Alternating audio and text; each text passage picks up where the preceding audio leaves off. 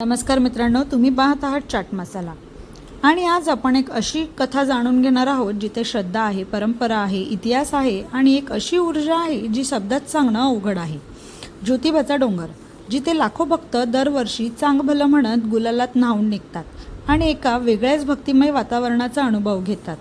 कल्पना करा, एक उंच डोंगर, हजारो लोकांची गर्दी, ढोल ताशांचा कडकडाट आणि हवेत उडणारा गुलाल, इतका की आकाशही गुलाबी दिसायला लागतं आणि त्या सगळ्या वातावरणात एक वेगळीच शक्ती जाणवते.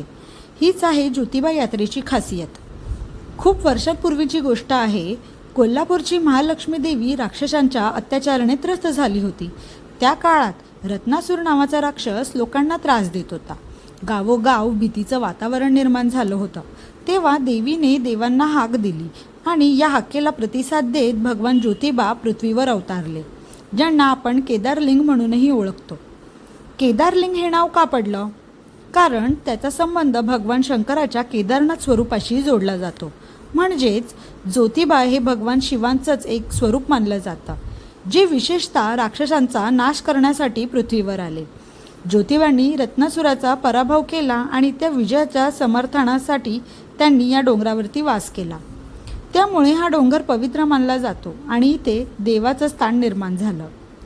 कोल्हापूर, सातारा, सांगली या भागातील लोक ज्योतिबाला विशेष मान देतात, कारण त्यांच्या मते ज्योतिबा हा नवसाला पावणारा देव आहे. म्हणजे जो कोणी मनापासून प्रार्थना करतो त्याची इच्छा पूर्ण होते. लोक नोकरी, लग्न, आरोग्य, मूलबाळ, घर अशा अनेक गोष्टींसाठी नवस करतात आणि इच्छा पूर्ण झाल्यावर पुन्हा डोंगरावर येऊन नवस फेडतात. नवस फेडण्याच्या पद्धतीही वेगवेगळ्या आहेत. काही लोक पायी चालत येतात, काही काठी घेऊन येतात, काही गुलाल अर्पण करतात, तर काही डोकं मुंडन करून आपली श्रद्धा व्यक्त करतात. प्रत्येकाची श्रद्धा वेगळी आहे, पण भाव एकच, ज्योतिबावरचा विश्वास. आता येतो सगळ्यात रंगतदार भाग, गुलाल. ज्योतिबाच्या यात्रेत गुलाल का उडवतात? असं म्हणलं जातं की राक्षसावर विजय मिळवल्यानंतर आनंद व्यक्त करण्यासाठी गुलाल उधळण्यात आला आणि तेव्हापासून आजपर्यंत ही परंपरा चालू आहे. आज इतका गुलाल उडवला जातो की संपूर्ण डोंगर गुलाबी लाल रंगात न्हावून निघतो. कपडे, केस, वातावरण सगळंच रंगून जातं. आता बोलूया काठ्यामागच्या परंपरेबद्दल. काठी म्हणजे फक्त लाकडाचा दांडा नाही, ती श्रद्धेचं आणि नवसाचं प्रतीक आहे.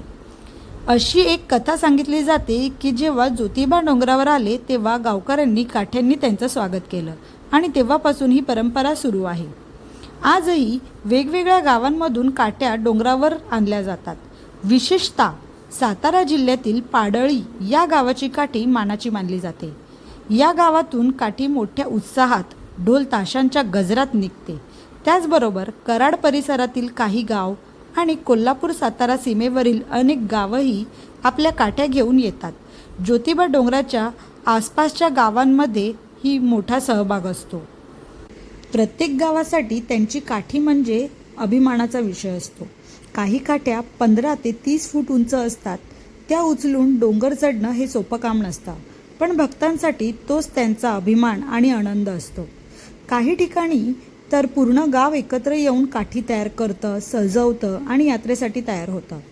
गावागावात या यात्रेची तयारी काही दिवसांआधीपासूनच सुरू होते. ढोल ताशांची प्रॅक्टिस, काठी सजवणं, भजन कीर्तन सगळीकडे उत्साह असतो. जेव्हा काठी गावातून निघते तेव्हा संपूर्ण गाव तिच्या सोबत चालतं. चांग भलं चांद गजरात नाचत गाचत डोंगरावर पोचतं. चैत्र महिना विशेष का मानला जातो? कारण हा नवीन सुरुवातीचा काळ असतो आणि याच महिन्यात ज्योतिबाची मोठी यात्रा भरते. विशेषतः चैत्र पौर्णिमेला लाखो भक्त एकत्र येतात. त्या दिवशी डोंगरावर पाय ठेवायलाही जागा नसते, पण तरीही प्रत्येक भक्ताच्या चेहऱ्यावर समाधान दिसतं.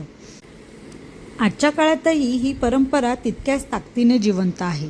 प्रशासन मोठी तयारी करतं, पण भक्तांची श्रद्धा आणि उत्साह त्याहून मोठा असतो. लहान मुलांपासून वृद्धांपर्यंत सगळेच या यात्रेत सहभागी होतात.